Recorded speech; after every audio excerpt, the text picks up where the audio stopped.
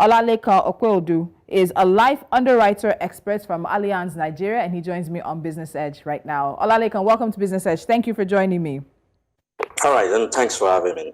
So let's look at this in terms of how people need insurance. So for many people, we consider insurance to be an unnecessary expense. If there wasn't legislation for possibly a particular type of car insurance, many people would go around their entire lives without it. But what makes insurance a necessary expense, not only for your vehicle, your business, but even for your life? Okay. All right, thanks. Thanks again for having me on the call. Yes, insurance as a limit fee is a necessary expense, but unfortunately, many of us are actually missing the point here. So for most of us that have dependent, a lot of people depend on our income. So we earn money not to spend it alone for ourselves, but also to also extend some of this fund to our family, loved ones, pay school fees, and what have you. So in as much as you have somebody depending on you, then insurance becomes a necessity for you to have. So it also creates, or we consider it as a financial safety net that provides reliability and protection for your loved ones in case and peradventure you are not there tomorrow.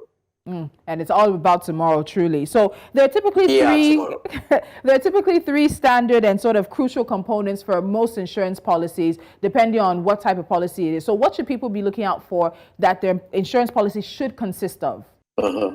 So basically, for insurance, the three components that are very key is the premium, the policy benefits, and what we call policy excess or deductible. The premium is the cash you pay in exchange for the promise, while the policy benefit is what you get or the beneficiary get in case the insurance company covered happened. Then the policy deductible, we call it deductible, is simply the out-of-pocket expenses by the policyholder. So those three components are very key and is standard in all insurance policy internationally. Okay. Is it everyone that will qualify for an insurance policy, or are there certain types of criteria for certain types of policies? Oh, okay. Largely, that also depends on the risk appetite of an insurance company, but practically, eligibility applies. Eligibility applies depending, and it varies from one insurance company to the other. Say, for instance, age. Before you can take up a life insurance policy, you must be adjudged to be of a minimum age of 18 years. So if you are below 18 years, you cannot take insurance policy. However, there's a way to it. If you are below 18 years, your father or your mother can take an insurance policy for you and use the child who is below 18 years as a policy beneficiary. But things are changing. The insurance landscape is pretty evolving. So we are having insurance company upgrading their risk appetite when you have a minor of age 10, 14 taking up insurance policy. But that's pretty new in the insurance system. Okay, so let's get to your area of specialization now, and that's basically an area a lot of Africans don't want to talk about, a life insurance policy, or even the conversation around will. Somebody will say, are you wishing me dead? It's a very sort of superstitious conversation for us. But when we look at it, when should one look at getting a life insurance policy? You've talked now about the 18 years old and the under 18 years old situation, but for many Africans, what should we know about life insurance policies? When should we look at getting one for ourselves? When you need life insurance policy is basically when you have a family. When you have a family and you're living life not for yourself alone, but for the people that are looking up to you.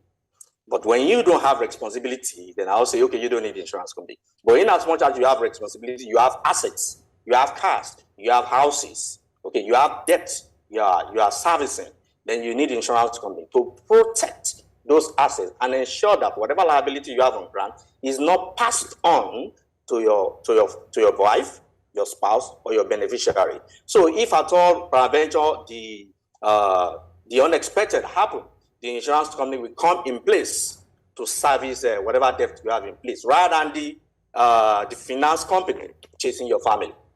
So at that point in time, insurance is necessary.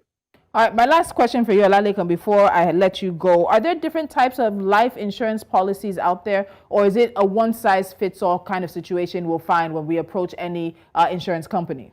Yeah, absolutely. You're spot on. There are various types of insurance policy out there, depending on your needs. So, but this can be we classify them into the permanent life insurance and the temporary life insurance. The permanent life insurance is an insurance policy that tends to stay with you from the day one you purchase that insurance policy till death do us part. So an example of that is what we call a whole life policy.